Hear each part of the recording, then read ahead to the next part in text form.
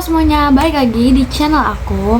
Hari ini kita mau menjelajahi topik yang sangat menarik dan tentunya pasti relevan nih, yaitu partisipasi politik di era digital. Bagaimana teknologi mengubah cara kita berinteraksi dengan politik? Mari kita tentukan jawabannya. Di era digital, aksesibilitas informasi merupakan salah satu kelebihan utama.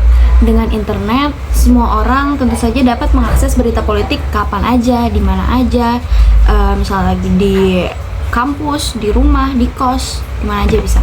Media sosial juga memungkinkan informasi tersebar dengan cepat, membuat kita lebih sadar akan isu-isu yang terkini. Misalnya, saat pemilihan umum, berita dan analisis dapat dengan mudahnya dibagikan melalui platform seperti Twitter, Facebook, Instagram, dan lain-lainnya. Hal ini memberikan suara kepada mereka yang sebelumnya tidak terdengar. Sebelum masa kampanye dimulai, pasangan cagup dan cawagup beserta tim pemenangan wajib mendaftarkan akun media sosial mereka ke KPU DKI Jakarta. Selanjutnya, partisipasi politik kini semakin meningkat. Kita dapat melihat banyak kampanye online dan petisi digital yang mendorong individu untuk terlibat. Dengan hanya beberapa klik, seseorang dari daerah terpencil bisa ikut untuk berkontribusi dalam isu-isu nasional. Contohnya itu banyak petisi yang berhasil mempengaruhi kebijakan pemerintah hanya melalui dukungan lewat online saja. Tapi tunggu dulu, tidak semua perubahan itu positif. Salah satu tantangan terbesar adalah munculnya informasi yang salah dan adanya propaganda. Di tengah kemudahan akses ini, berita palsu atau hoax dapat dengan cepat menyebar dan mengaburkan fakta. Selama pemilihan umum, kita sering kali melihat berita palsu yang mempengaruhi pilihan pemilih. Hal tersebut bisa sangat berbahaya bagi demokrasi kita. Di media berkaitan dengan bertebarannya berita-berita bohong di berbagai media sosial itu. Jadi kita melihat dari berbagai informasi yang masuk yang ada, dan juga kita mencoba untuk mengecek ke beberapa ahli. Memang kita melihat bahwa hoax ini sudah menjadi sangat masif. Sangat masif. Sangat masif. Selain itu, platform digital seringkali menciptakan polarisasi. Sebelumnya, kalian udah tahu belum polarisasi itu apa sih? Jadi, polarisasi dalam politik itu merujuk kepada pembagian masyarakat yang menjadi dua kelompok atau lebih yang memiliki pandangan dan ideologi yang berbeda secara signifikan. Itu adalah polarisasi dalam politik. Pengguna cenderung berinteraksi dengan orang yang memiliki pandangan yang serupa, yang dapat mengurangi peluang untuk dialog yang konstruktif. Ketika orang hanya mendengarkan suara yang sama, kita dapat kehilangan kesempatan untuk memahami sudut pandang yang berbeda. Nah, hal itulah yang bisa memperburuk perpecahan di masyarakat.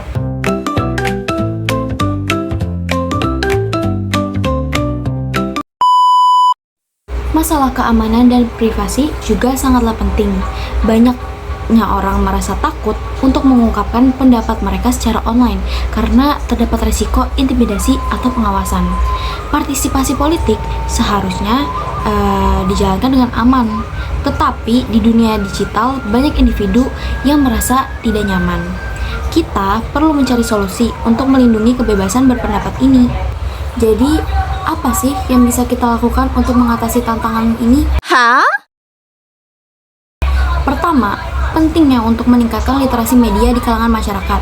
Kita perlu mengajarkan masyarakat untuk dapat membedakan di antara mana sih informasi yang valid dan yang tidak valid. Selain itu, platform digital harus berperan aktif dalam memerangi berita palsu dan menciptakan lingkungan yang aman bagi penggunanya.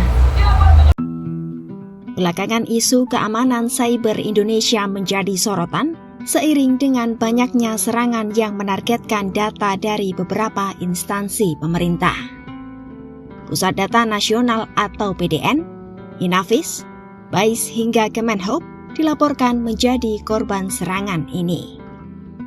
Serangan cyber yang menyasar Pusat Data Nasional Sementara atau PDN membuat 210 kinerja instansi pemerintah terganggu sejak Kamis 20 Juni 2024 lalu. Sedangkan data lama Inavis milik Polri berupa identitas sidik jari dan email dilaporkan dijual dengan harga 16,5 juta rupiah di dark web. Walaupun banyak tantangan yang harus dihadapi, era digital juga menawarkan banyaknya peluang yang sangat luar biasa untuk partisipasi politik. Masyarakat saat ini lebih mampu untuk terlibat, bersuara, hingga menciptakan perubahan.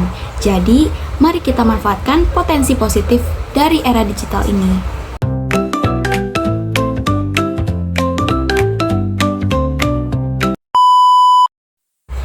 Terima kasih buat kalian yang udah nonton video ini dari awal sampai akhir.